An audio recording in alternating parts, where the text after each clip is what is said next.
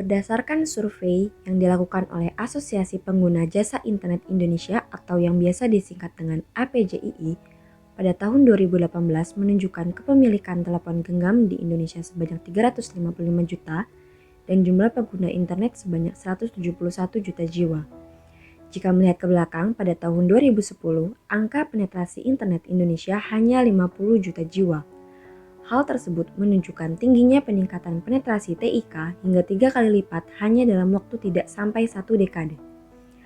Faktor penetrasi TIK ini menjadi salah satu alasan mengapa literasi digital perlu dianggap penting oleh Indonesia sebagai sebuah bangsa dalam menyongsong masa depan ruang digitalnya.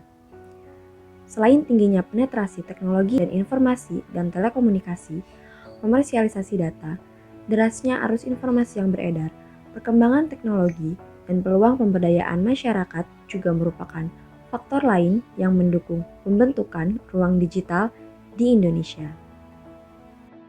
Dalam perwujudan literasi digital ini, permasalahan utama yang dihadapi Indonesia ialah masih adanya kesenjangan atas akses informasi melalui teknologi digital, terutama bagi masyarakat yang hidup pada garis kemiskinan, tinggal di pedesaan, berusia lanjut, dan penyandang disabilitas.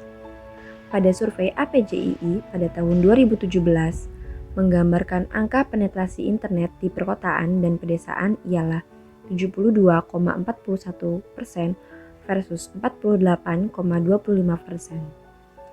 Sedangkan mayoritas pengguna berada pada rentang usia 15-19 tahun dan hanya 16,2% yang berusia di atas 60 tahun. Pada tahun 2019, CFDS UGM bersama salah satu peer-to-peer lending terbesar di Indonesia, Amarta, melakukan riset terkait bagaimana tingkat adopsi TIK masyarakat yang tinggal di pedesaan. Pada hasil penelitian terlihat sebanyak 62,5% responden tidak memiliki akses terhadap internet.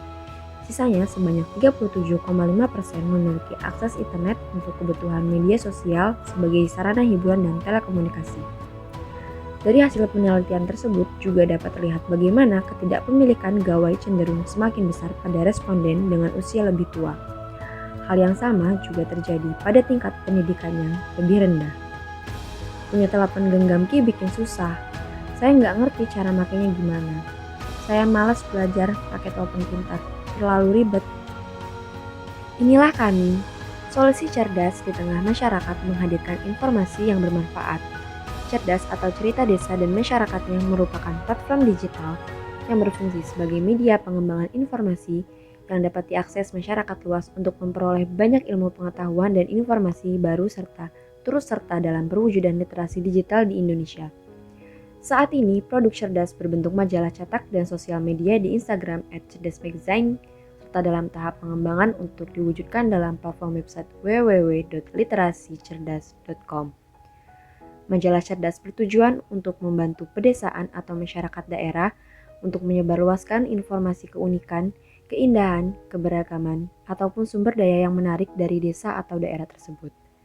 Semua informasi yang akan disampaikan dapat meningkatkan perekonomian desa untuk menarik investor ataupun wisatawan yang datang mengunjungi keindahan dan keunikan desa atau daerah tersebut. Upaya ini dilakukan untuk memenuhi kebutuhan ekonomi masyarakat secara mandiri tanpa bergantung pada pemerintah. Salam cerdas, majalah cerdas, jadikan desa halaman muka pembangunan bangsa.